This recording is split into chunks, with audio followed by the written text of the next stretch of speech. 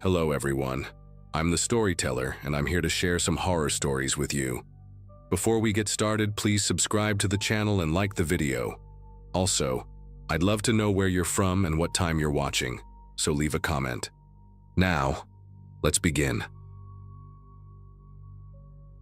I was 22 when this happened, still a senior at Ohio State, driving back home to Cincinnati for the weekend. It was early October, one of those nights when the rain doesn't just fall, it assaults your windshield like it's mad at you. I'd waited too long to leave campus, got caught in the storm halfway through the drive, and the roads were nearly empty except for me, my battered Honda, and a few freight trucks thundering past in the opposite lane. I wasn't in any rush. I had a podcast playing, a bag of beef jerky in the seat next to me, and a thermos of coffee I'd already drained. I was tired but wired, if that makes sense, just trying to push through the final hour of the drive. I first saw him around 11:30 p.m., maybe a little later. He was standing just off the shoulder, under one of those old green highway signs that had seen better days.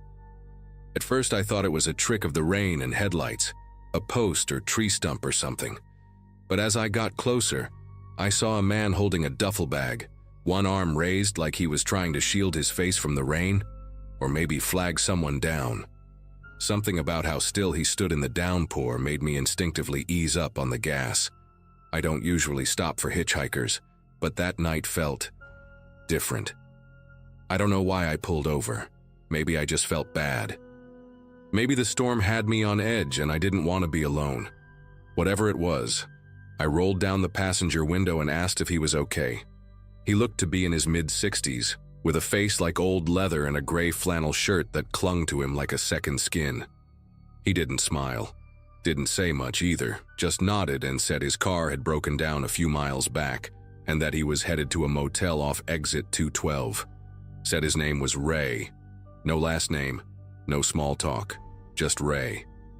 There was a weird pause before he got in, like he was making sure I was real, and then he opened the door, tossed in his soaked duffel, and sat down. He didn't even shiver. The smell that came in with him was hard to describe. Wet pine, old smoke, and something that reminded me of an attic that hasn't been opened in years. The next 20 minutes were quiet. Ray didn't ask where I was headed or even thank me. He just stared out the window, barely blinking, his hands folded neatly in his lap like he was in church. Every now and then, the lightning would flash and I'd glance over. He never reacted, never flinched, just kept looking ahead like he was waiting for something. I tried to ask a few questions. Where was his car exactly? Had he called anyone? But his answers were short and vague. It's back there. Didn't have a phone. Just need a place to sleep. Something about the way he said it felt mechanical, like the words had been rehearsed. Still, I figured the guy was probably just shaken or embarrassed. I dropped him off at the Edgeway Motel, this little rundown place with flickering neon signage and maybe 5 cars in the lot. He didn't say goodbye. Just got out, grabbed his bag, and walked into the office without looking back. I was about to pull out of the lot when I noticed something on the floor by the passenger seat. It was a wallet. Dark brown, cracked leather, soaked on one edge from the rain. I figured Ray must have dropped it while getting out, and I didn't even hesitate. I threw the car in reverse and parked back near the office. Honestly, I felt a little relieved to have a reason to go back. Something about how that guy just left. I don't know. It didn't sit right with me. And yeah, I'll admit it. Curiosity was kicking in too. I didn't open the wallet or anything. I just headed inside, hoping to catch him before he disappeared into one of the rooms. The motel lobby was dimly lit, smelled like bleach and cigarette smoke, and had one of those little bells on the front desk that you tap when no one's around. I rang it once, and after a few seconds, a short woman in her 50s came out from the back. Her eyes were tired, like she'd been running the place alone for too long. I told her I'd just dropped off a guy named Ray and that he'd forgotten his wallet. She tilted her head a bit, confused, and asked what room he was in. I said I wasn't sure, but he'd just come in maybe 5 minutes ago. That's when her whole expression changed. Her face went pale, and she stepped back like I'd said something offensive. "Wait, what did he look like?" she asked, already shaking her head a little. I described him. Older guy, flannel shirt, gray hair, maybe mid-60s, carried a duffel bag, didn't talk much. The woman stared at me in complete silence for a good 5 seconds, then gave this almost nervous laugh. "You're messing with me, right?" she said. I was dead serious, and I told her so. That's when she leaned in over the counter and lowered her voice. "We haven't had anyone by that description check in here for months, and the last person who did disappeared." I felt a chill crawl up my spine. She went to the back and came out with this worn folder. Looked like some kind of incident report. Inside was a printed-out photo of a man. My throat dried up the second I saw it. Same face, same shirt, same duffel bag. I swear to God it was Ray. I couldn't wrap my head around it. I kept telling her, "No, that's not possible. I just saw him. He was in my car. I dropped him off here." But the motel clerk just kept shaking her head. "That man vanished 3 months ago," she said. "His car was found abandoned off the highway. No sign of him. Police were involved, even searched the woods nearby. Nothing ever turned up." I must have looked insane trying to explain myself. I pulled out the wallet to prove I wasn't making this up. That's when things got even weirder. The ID inside? It was old, like really old. Issued in the late 80s. And the picture? It was Ray, but younger, much younger, different haircut, but same eyes, same rigid stare. I don't know why, but I suddenly felt like I shouldn't be holding that wallet anymore. Like it wasn't just lost, it was left. I handed it to the clerk, and she didn't want to take it either. But eventually, she wrapped it in a plastic bag and said she'd call the sheriff in the morning. I went back to my car feeling like I'd just stepped out of someone else's dream. The seat was still damp where he'd sat. The rain had stopped, but the air felt heavier, like something was pressing down on me. I just sat there for a minute staring at the motel door, waiting to see if maybe he'd come out. But nothing moved. No silhouettes behind the curtain, no footsteps, just the buzzing neon and the hum of the engine. Driving away felt wrong, like I was leaving something unresolved. I kept checking the rearview mirror, half expecting to see Ray sitting there again, silent and staring. But the back seat was empty. The highway looked different on the way home, familiar but stretched somehow, like a photograph taken from the wrong angle. And no matter how many times I told myself it was all just a mix-up, some weird coincidence, the feeling wouldn't go away. That I had picked up someone who wasn't supposed to be there, that maybe for those 20 minutes, I was inside a story that wasn't mine. I didn't sleep much that night. I kept replaying everything, trying to figure out what I'd missed. His silence, the vague answers, the way he never looked directly at me. It was like he was just borrowing the moment, passing through. And now that he'd reached the place he needed, he'd vanished again, leaving only that wallet behind, like a breadcrumb in someone else's puzzle. I even called the Edgeway Motel a few days later, just to follow up. The woman remembered me, said she turned the wallet over to the local sheriff's department. But here's the kicker. They said the ID wasn't in the system. No record of the name, the address, nothing. It was like Ray had never officially existed. It's been almost 2 years since that night, and I still think about him, especially during long drives when the roads are empty and the rain starts tapping the windshield the same way it did back then. I never saw Ray again, but sometimes, when I pass by an old motel or see someone standing alone by the highway, part of me wonders, was he really a ghost? Or just someone who slipped through the cracks of the world in a way we'll never understand? I don't know. But I've never picked up another hitchhiker since.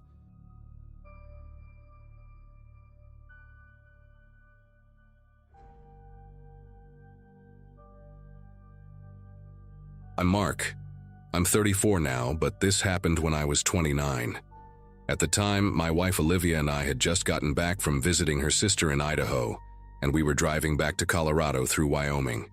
We'd left kind of late, around 10:30 p.m., because we figured the roads would be empty at that hour, and we'd make better time. That was true, until it really wasn't. Back then, we didn't have kids yet, Just us and our golden retriever Daisy in the back seat. Life was pretty peaceful. Normal jobs, normal worries. If you'd asked me that day what the scariest thing in my life had been, I probably would have said taxes. But what happened on that highway? It still doesn't make sense.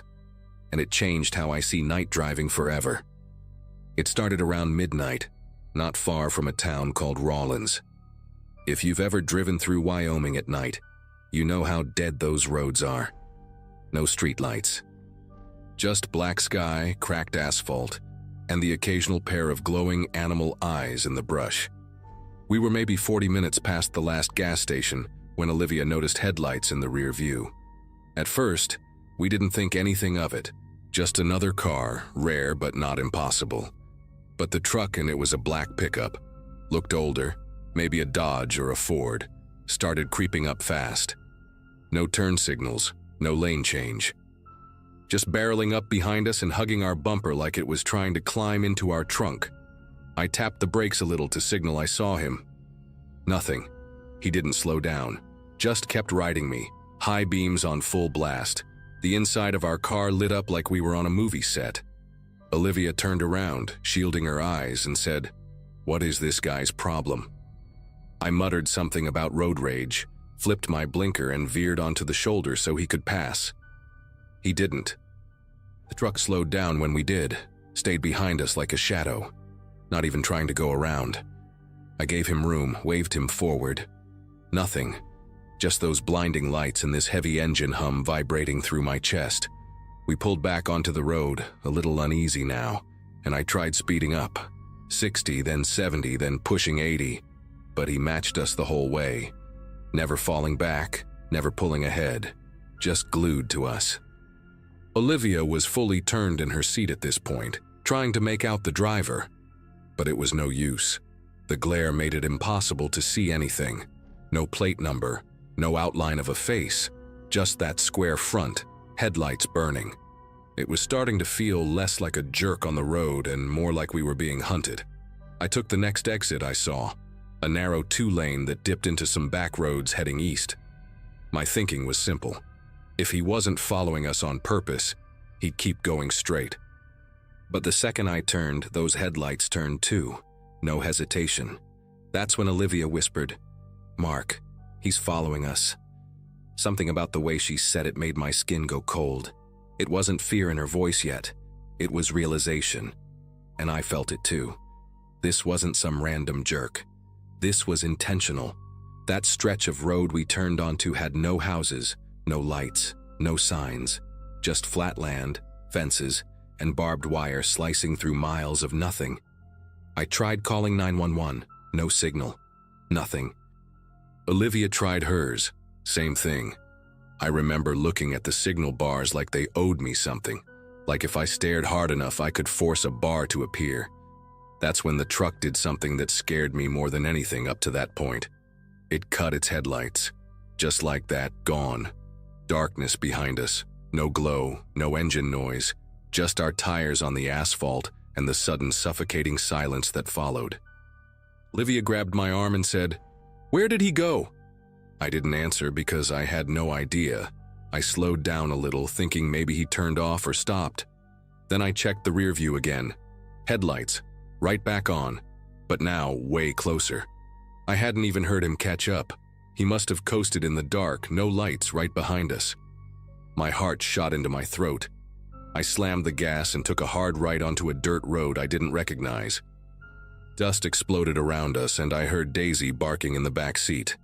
I didn't even know where we were going, just moving, trying to get away. That dirt road twisted through what looked like abandoned ranch land. Tall, dry grass slapped at the sides of our car, and the occasional wooden fence post zipped past like teeth. I looked back. The truck was still there, still gaining. Olivia was shaking now, tears in her eyes, begging me to just do something. I wanted to. God, I wanted to.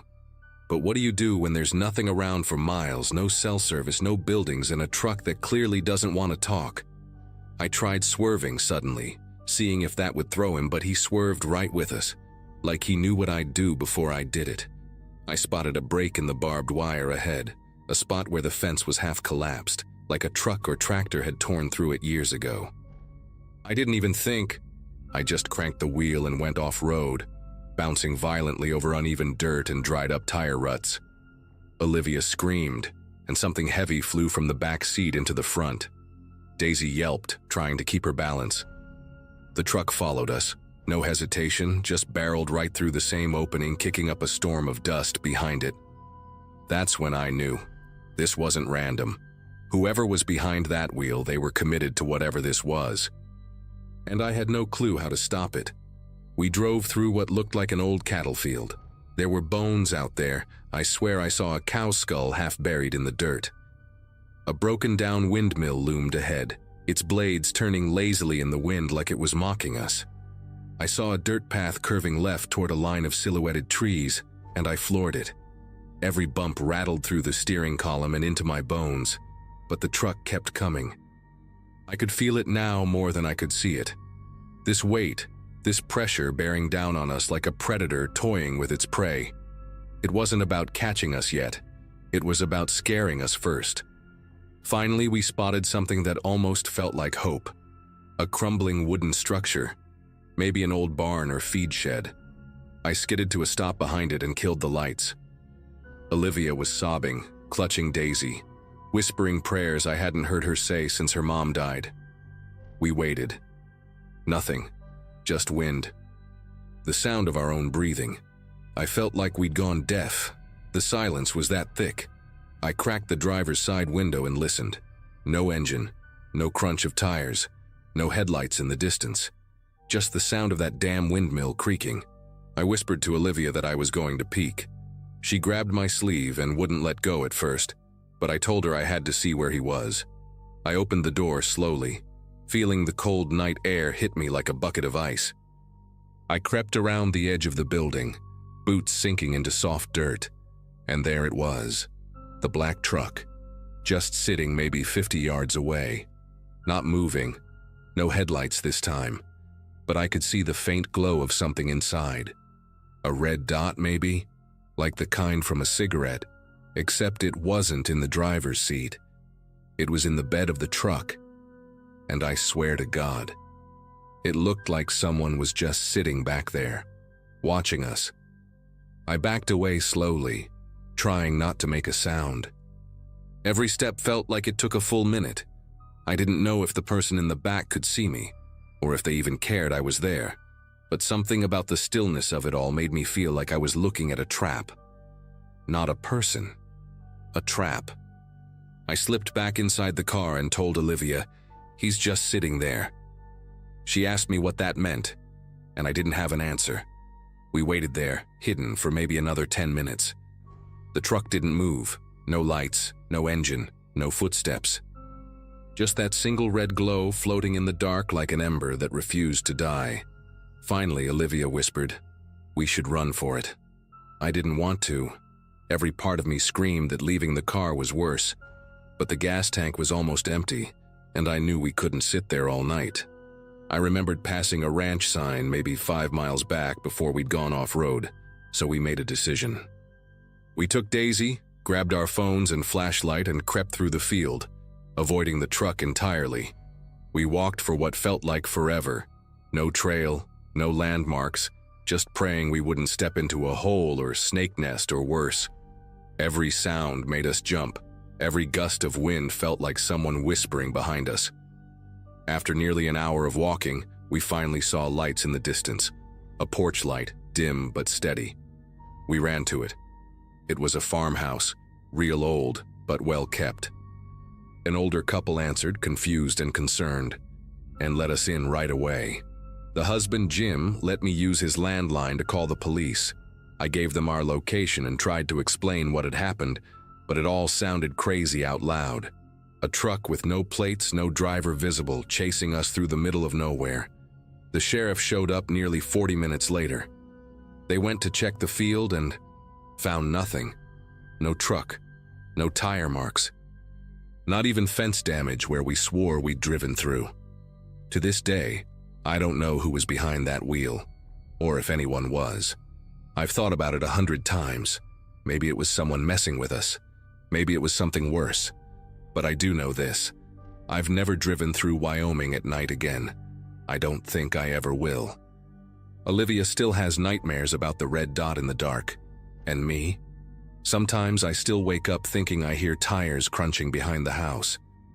Like maybe whatever was in that truck, it's still out there, waiting for the next couple that takes the wrong exit on the wrong stretch of highway, just like we did.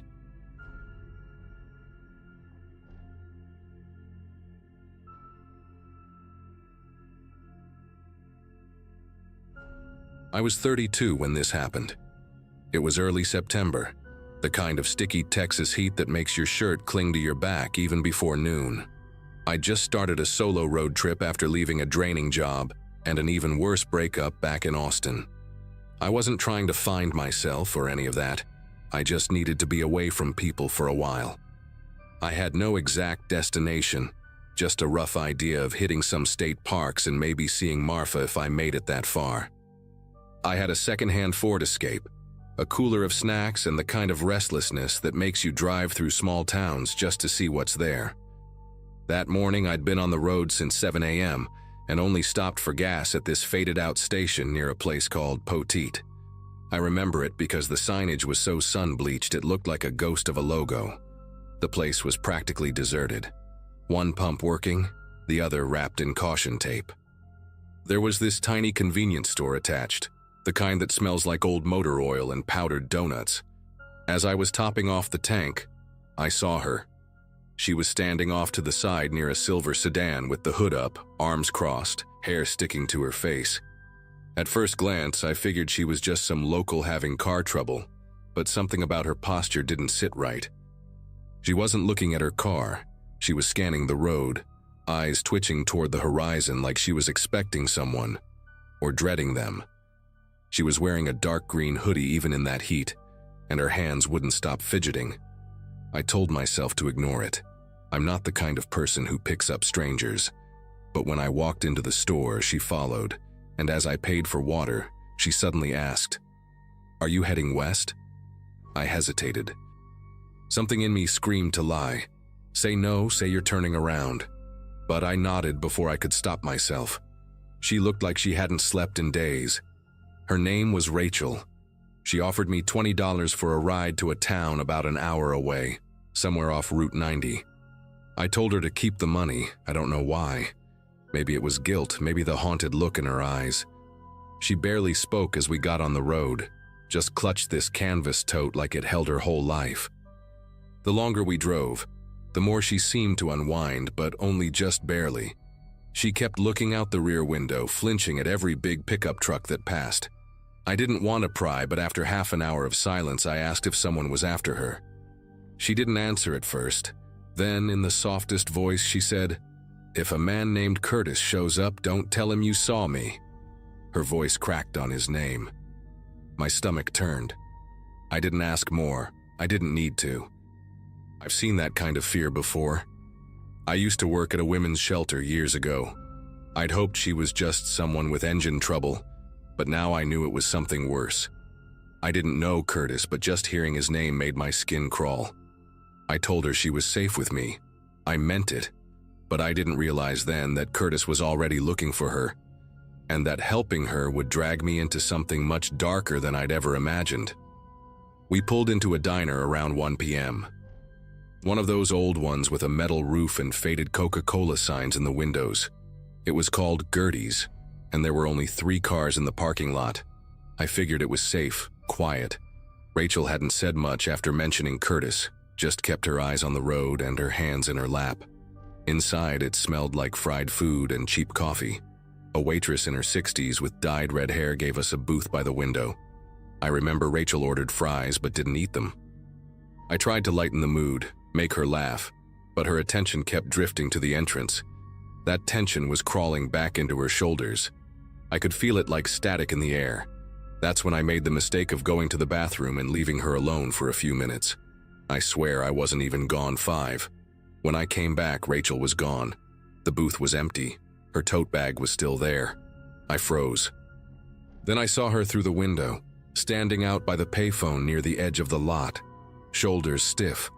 and standing 10 feet away from her, with his back to me, was a man. Broad-shouldered, denim jacket, balding. Even from a distance he looked mean. The way he leaned toward her, towering, made my chest tighten. I stepped outside, trying to act casual, but my heart was pounding. Rachel saw me and mouthed something. "Don't." She shook her head just once. But I wasn't about to leave her there. I walked up and asked if everything was all right. The man turned slowly. That's when I saw the look in his eyes. There was this icy calm that people like him wear when they know they're in control. "Just talking to my wife," he said. Rachel looked at me like she wanted to scream but couldn't. I said, "She's with me." He tilted his head. "You picked her up?" he asked, like he already knew, like someone had told him. I said, "Yeah." His eyes dropped to the tote still in my hand, and something flickered in his face, something ugly. Then he smiled. It was the kind of smile that didn't touch his eyes. "Thanks for taking care of her," he said. "I'll take it from here." And that's when Rachel bolted. She didn't run toward me. She ran toward the back of the diner, and instinct took over. I ran after her. I heard him curse and follow. We rounded the side of the building, gravel crunching beneath our feet, my legs burning. Behind the diner was a small patch of trees and a drainage ditch. Rachel didn't hesitate. She slid right down the slope, nearly twisting her ankle, and vanished into the brush. I followed her, crashing through branches and spider webs, trying not to lose sight of her hoodie. My heart was in my throat. I heard him yell, maybe 20 seconds behind us, maybe less. And I knew right then, if he caught up, it wasn't going to end with yelling. I've seen men like that before. And I knew what they were capable of. We pushed deeper into the woods behind the diner, which weren't much more than a narrow stretch of trees and tangled undergrowth between two lots. I kept expecting it to open up into someone's backyard or a fence, but it just kept going. Branches scraped my arms and snagged my shirt. I could barely keep up with Rachel. She moved like someone who'd done this before, like she knew how to run. After about 5 minutes, we dropped into a dry creek bed, the kind with broken beer bottles and cigarette packs scattered around. We stopped, panting, hiding beneath a fallen tree. Rachel's hands were shaking so bad I thought she might pass out. I whispered, "Was that him?" And she just nodded, biting her lip so hard it started to bleed. We sat there in silence for a few minutes, listening. I couldn't hear anything behind us. No branches snapping, no footsteps. Maybe we lost him. Maybe he gave up. But Rachel was still staring straight ahead like she was waiting for a bullet. Finally, she whispered, "He has a tracker. I didn't think he'd use it." My stomach dropped. "What kind of tracker?" I asked. She didn't answer right away, just reached into the pocket of her hoodie and pulled out a phone I hadn't seen before. "Not mine," she said. "His. I thought I ditched it yesterday. He must have planted another." That explained how he'd found us so fast. That cold, calm smile wasn't surprise. It was confirmation. He knew. I told her we needed to dump the phone. She nodded and flung it into the creek bed so hard it cracked against a rock. Then she dug into the tote bag and pulled out a second one. I didn't even ask where she got it. We lay low for a while longer until I was sure we weren't being followed. Then we made our way out, sticking close to the tree line until we reached an abandoned trailer with busted windows and a rusted satellite dish. No one was around. Rachel crawled underneath the trailer and stashed her bag. "If he finds me again," she whispered, "at least he won't get this." I didn't ask what was in it. At that point, I wasn't sure I wanted to know. But I promised to get her somewhere safe. We cut across a stretch of scrubland and ended up on the side of a service road. I still had my keys. Thank God I'd left the car locked. We circled wide and approached the diner from the other side, watching for that denim jacket. Nothing. Either he'd gone inside, or he took off thinking she ran the other way. I unlocked the car from a distance and we sprinted for it like fugitives. Once we were on the road, I didn't speak for the first 10 miles. Neither did she. My hands were trembling on the wheel. I've had anxiety before, but this was different. It wasn't fear. It was rage. Rage that someone like him could show up in broad daylight, talk like he owned her, and walk away like it was nothing. We didn't stop until we hit a bigger town called Hondo. I pulled into the parking lot of a police station, but Rachel grabbed my arm before I could get out. "No cops," she said, almost in a panic. "He's a volunteer firefighter. They know him here. They won't help me." Her voice cracked at the end. I believed her. The way Curtis had looked at her back at the diner, that wasn't just some angry boyfriend. That was someone used to control, someone who knew how to make people believe his version of events. So I did the only thing I could think of. I took her to a motel just outside of town, paid in cash, and we made up a fake name for her. I gave her my backup phone and wrote down a few resources from memory. Shelters, advocacy lines. I couldn't stay with her. I knew that. But I wasn't about to leave her defenseless. Before I left, she hugged me. It was sudden, tight, and trembling. "You didn't have to stop," she whispered. "Most people wouldn't have." I didn't know what to say, so I told her the truth. I'm glad I did. And I meant it, even with all the chaos, even with the fear. That night I drove another 100 miles before I let myself pull over and cry. I didn't know if Curtis was still looking for her, or if he'd already gone back to whatever town he ran like a king. But I knew Rachel was smart, and she wasn't alone anymore. Not really. She had a fighting chance. A few weeks later, I got a message from a number I didn't recognize. It just said, "I made it, thank you." No name, no location. I deleted it after reading it 3 times. I didn't need a reply. I just needed to know she was okay. I haven't heard from her since. I don't know what happened to Curtis, and I hope I never do. But every time I stop for gas in a small town now, I remember her face. The panic, the strength underneath it, the silence she wore like armor. And I wonder how many women like her are out there, running, hiding, praying for a stranger to just slow down. I never thought I'd be the kind of person who picks someone up off the side of the road. But I did. And I still think about what might have happened if I hadn't. If I just kept driving, what would have happened to her in that parking lot? What she'd already survived. I'll never forget the look in his eyes, Curtis, when he realized she was slipping away from him. That's what stuck with me. That brief flash of something real. He wasn't angry, he was afraid because for once someone got away. And I hope to God she stays gone.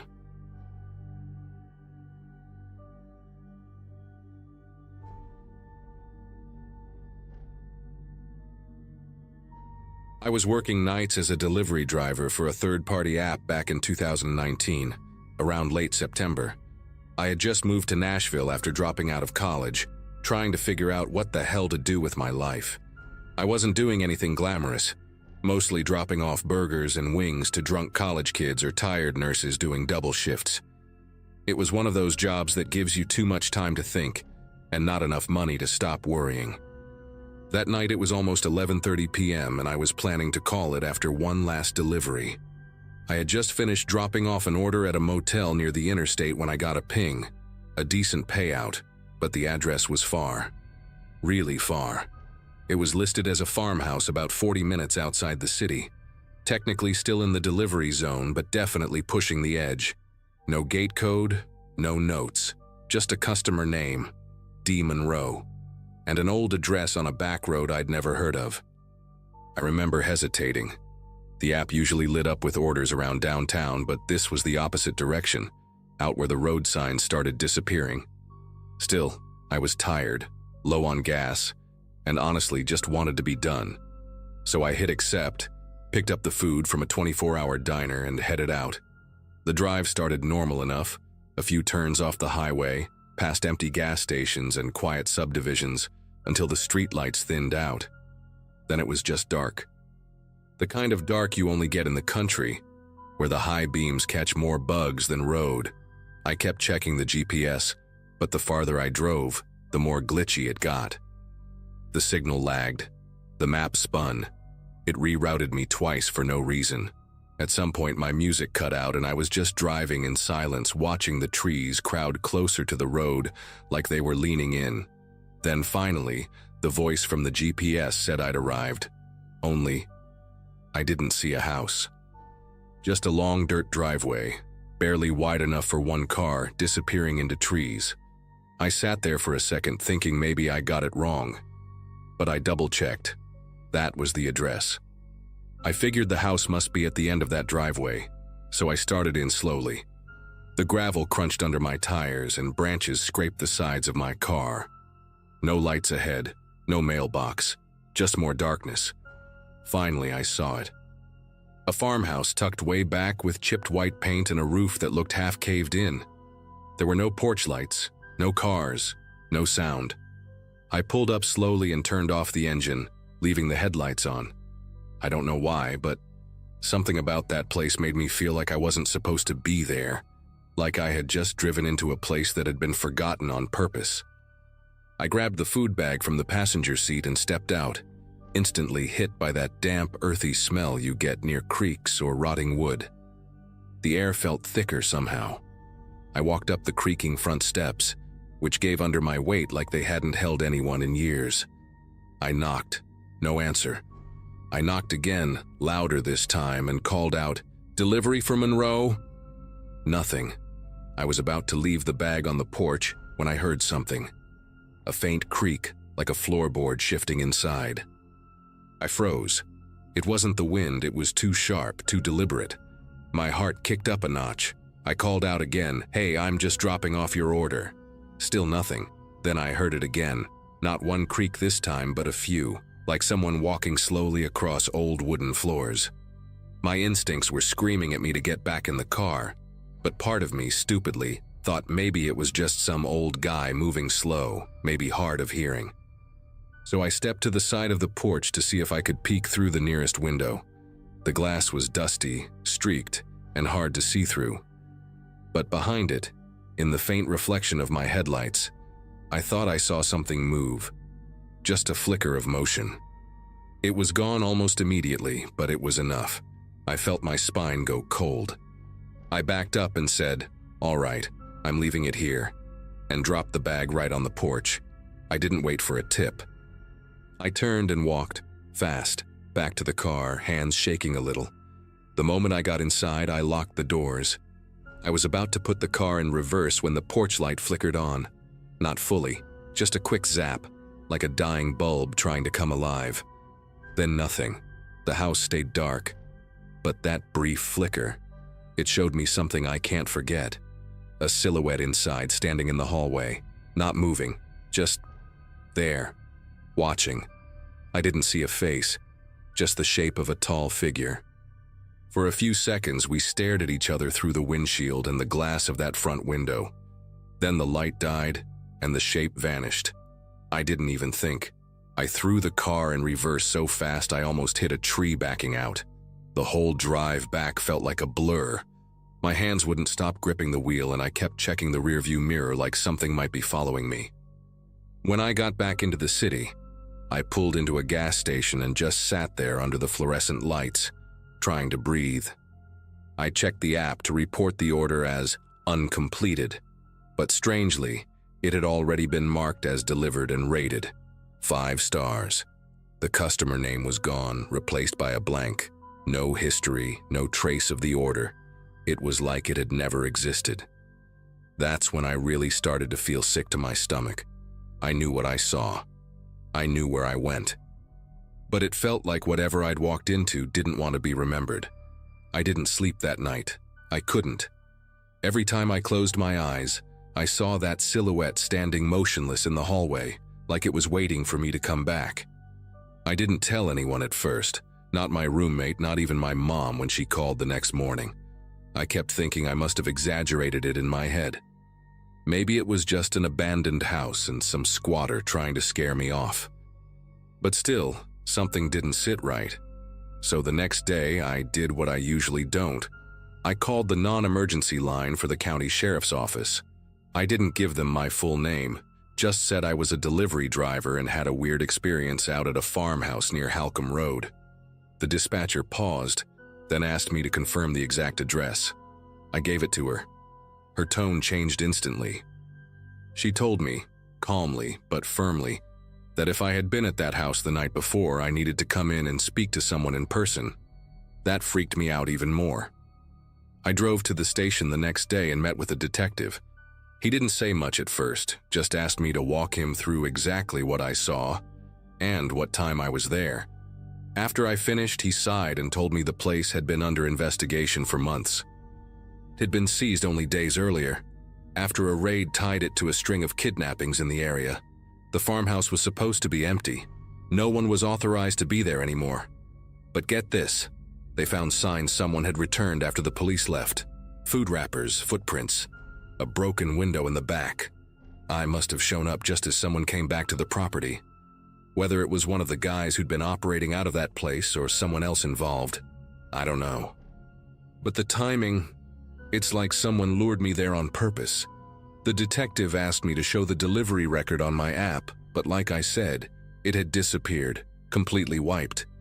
He even had a tech guy look into it, and there was no trace of any activity at that time. It's like I was never sent there. He said he believed me, but I could tell even he didn't know what to make of it. He told me straight up that I was lucky, that I probably showed up before something worse could happen. I left the station feeling like I'd brushed up against something I wasn't supposed to see. It's been a few years since then, but that night still sticks with me. I quit doing deliveries after that. Just couldn't bring myself to go out late anymore. Even now, if I see a dirt road at night or a flickering light in a window, I feel that knot in my stomach tighten up. Sometimes I wonder what would have happened if I had knocked one more time, or waited a little longer on that porch. I never got answers, and I'm not sure I want them. But I know this, something was in that house and it was expecting me.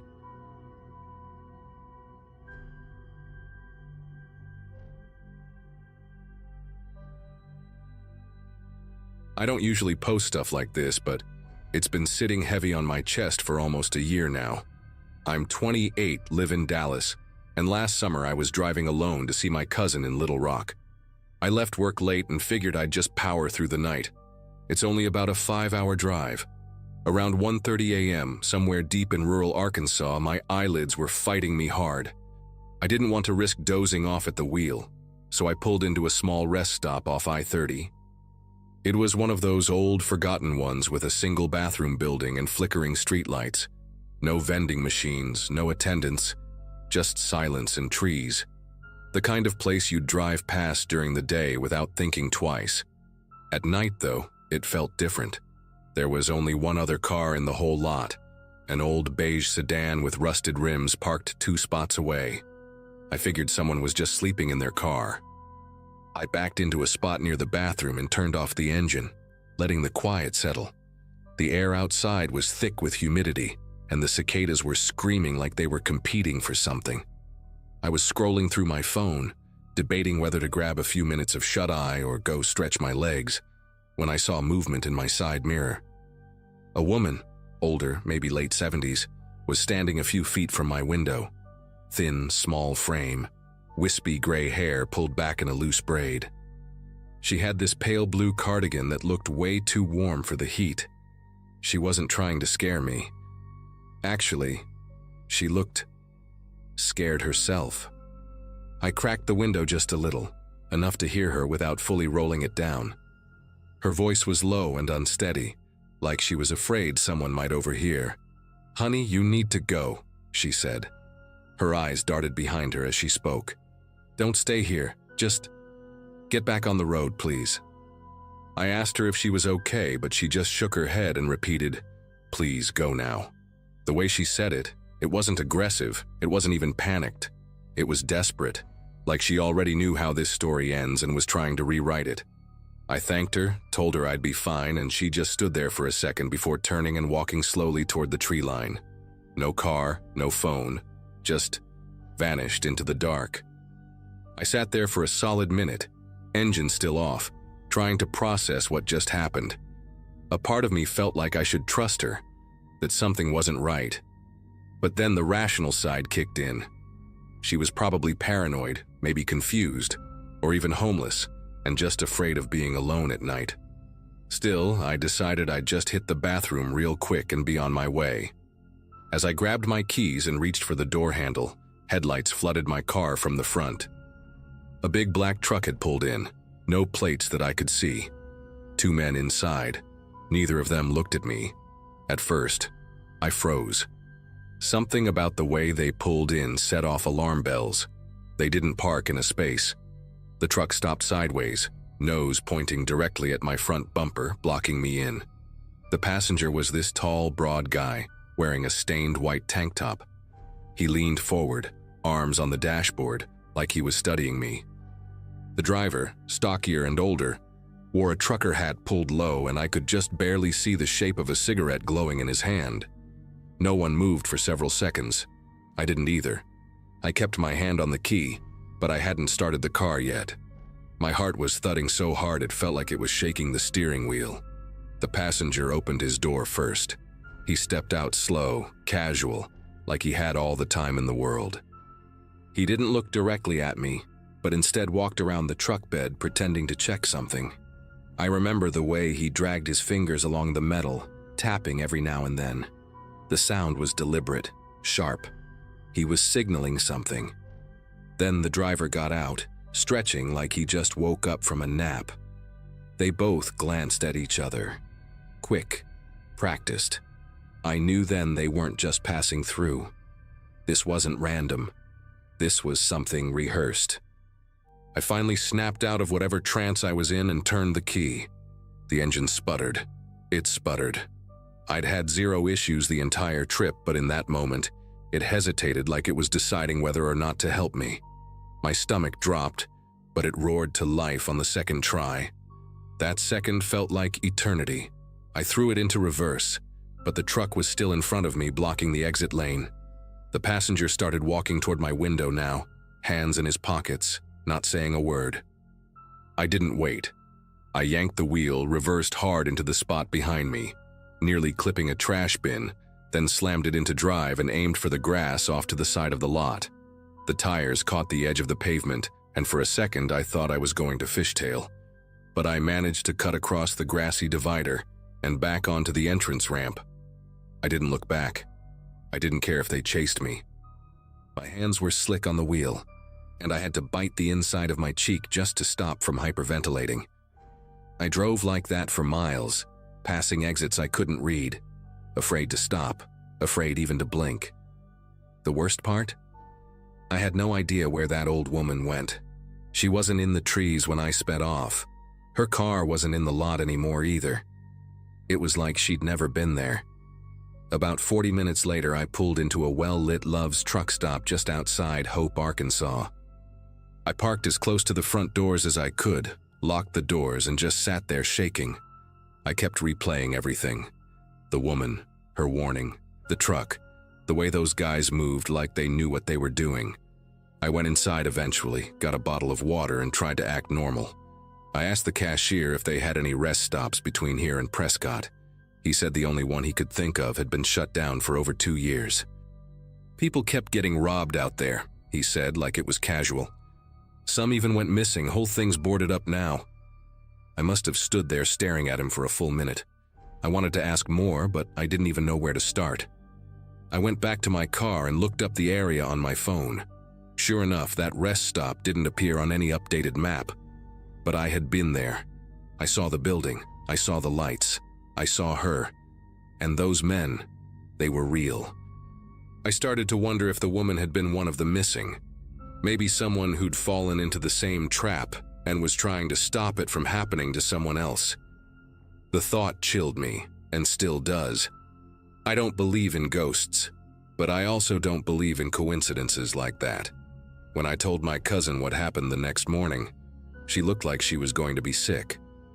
Her husband, Matt, used to work in law enforcement, and he told me that part of Arkansas had a string of disappearances in the early 2010s, mostly travelers, mostly women. They never caught anyone, and most people assumed the victims just ran off. But some of the stories, they sounded too familiar. He said one of the only things linking the cases was that several victims were last seen at or near that same rest area. I reported what happened, but without plates or clear faces, there wasn't much they could do. Still, Matt forwarded my story to an old friend at the state police. I don't stop at rest areas anymore, not even during the day. I always keep my tank above half, and I map out every major gas station along my route before I leave. I wish I'd listened to that woman the second she spoke. I don't know what would have happened if I'd gotten out of my car or even hesitated a little longer. But I know this much: she saved me. Whoever or whatever she was, she saved me. And if even one person reads this and thinks twice before stopping alone in the middle of nowhere, then maybe she's still saving people, even now.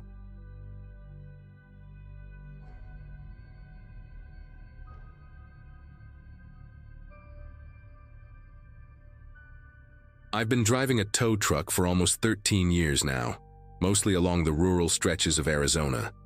Those long, dusty highways where you can go a full hour without seeing another soul. The night this happened, I was working the late shift, as usual. I actually prefer it. Less traffic, fewer jerks on the road, just me, the desert, and the occasional stranded driver who didn't check their gas gauge. At the time, I was 42, recently divorced, just trying to keep busy and make ends meet. I'd grown used to the rhythm of the night, that strange silence the desert holds after dark, the kind that makes your own heartbeat sound loud.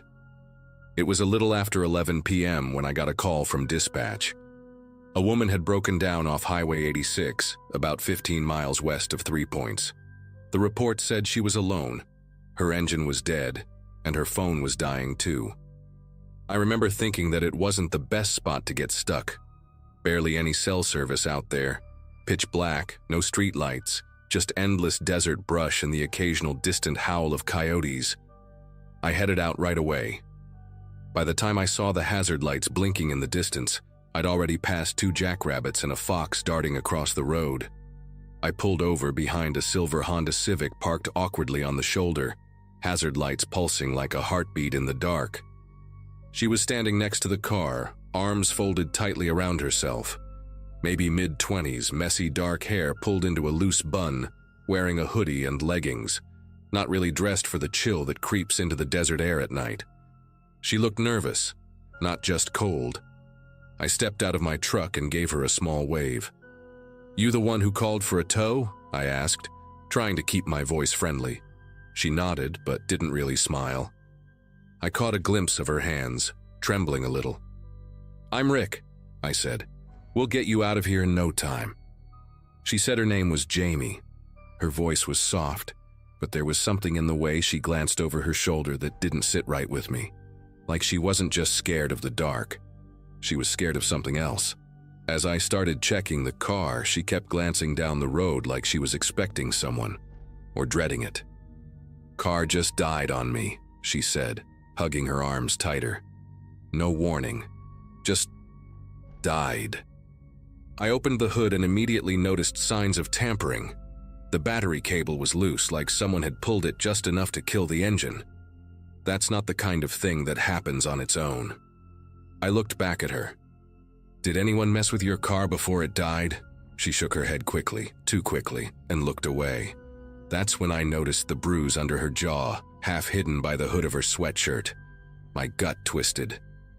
I didn't push her, just nodded and said I'd hook her up for the tow. But I started moving faster.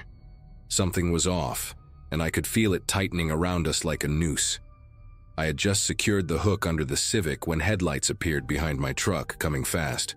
Too fast for this kind of road. Jamie stiffened like she'd been shocked, and I instinctively stepped in front of her a little. The car, a dark blue pickup, older model, maybe early 2000s, came to a screeching stop just a few feet behind mine. A guy jumped out before the engine even died. Tall, wiry build, shaved head, big hands that twitched as he walked toward us like he couldn't decide whether to act calm or explode. "Jamie," he said loud and sharp. "What the hell is going on?" His voice cut through the quiet like a blade. She didn't answer. She just shrank back a step, almost behind me now. That told me everything. "You know this guy?" I asked without turning around. She hesitated a second, then said, "He's my boyfriend." But the way she said it, no conviction, no warmth. It was like she was reading from a script someone forced into her hands. The guy stepped closer. "She doesn't need a tow. We got it handled. I'll fix it." He looked at me like I was a bug he was deciding whether to crush. I kept my voice even. Car's not drivable, already started hooking it up. I saw his jaw clench. He didn't like being challenged. Guys like him never do. There was a beat of silence, long enough for me to feel every hair on my arms stand up. Then he smiled, but it wasn't a real smile. More like he was pulling his lips apart to show his teeth. "Why don't you unhook it and let her decide?" he said, voice syrupy but tight. I turned to Jamie, and this time I looked her dead in the eyes. "Do you want to go with him?" She didn't answer. She was frozen. Her eyes were glassy, wide, and fixed on the guy like he was holding a loaded gun, even though his hands were empty. That was enough for me.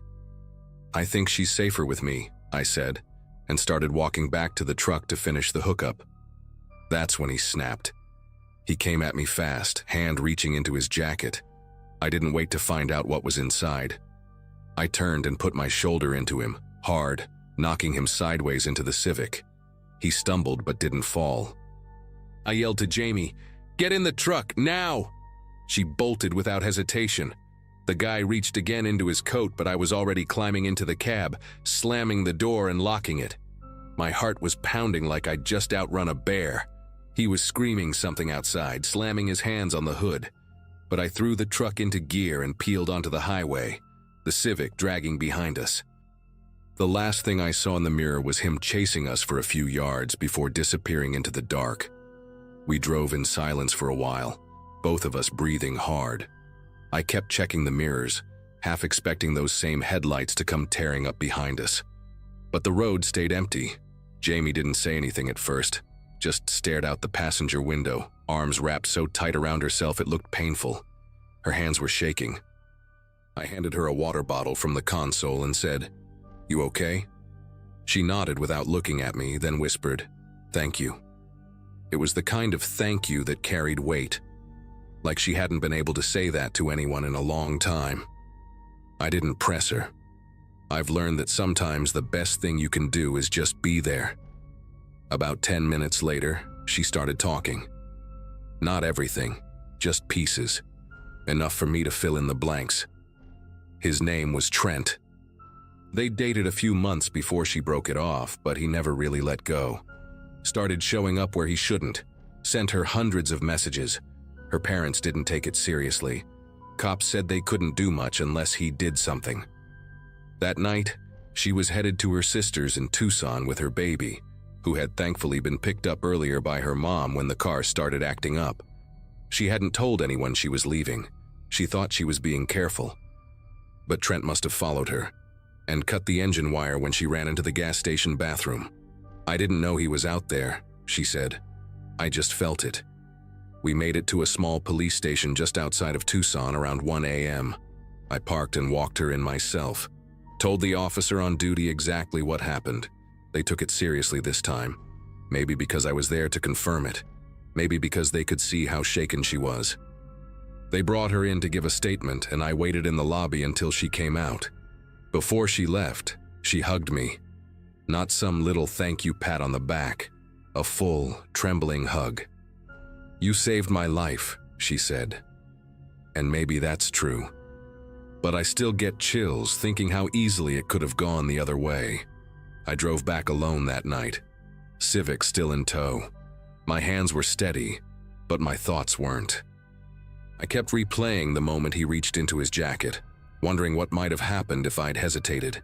If she'd said the wrong thing. If he'd gotten there just a few minutes earlier. There's a weight to those kinds of what-ifs.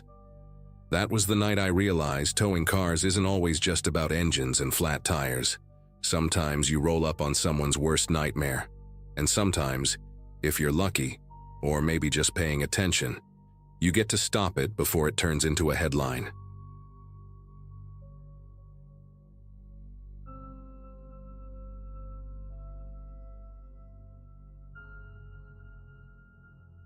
I was 28 when it happened.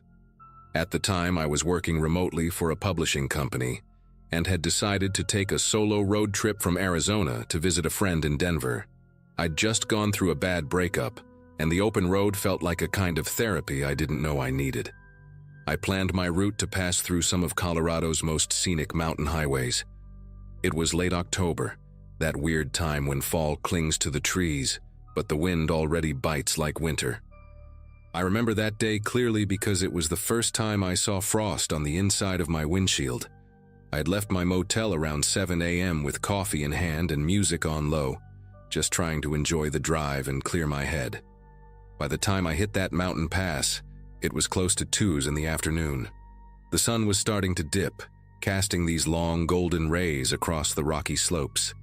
The road itself was narrow and curved sharply in places, with very few spots to pull over.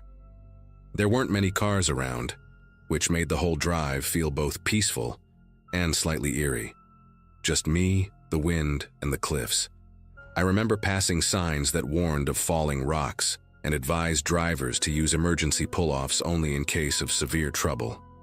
I wasn't thinking much of it until I saw a dark green SUV with its hazard lights flashing, parked awkwardly on the gravel shoulder up ahead.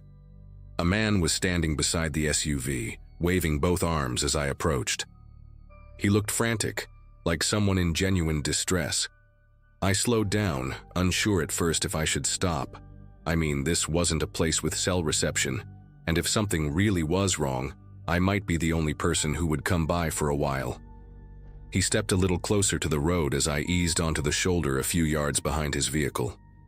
My heart was already beating faster. Not out of fear, but that heightened state you get when something feels off, but your brain hasn't figured out why yet. I cracked the window first, just a little. He came up to the passenger side, his breath fogging up the glass. He said his wife was having some kind of medical episode in the car and he didn't know what to do. His voice was shaking, and he kept glancing toward the SUV like he was expecting her to scream or something. I asked if he had a phone.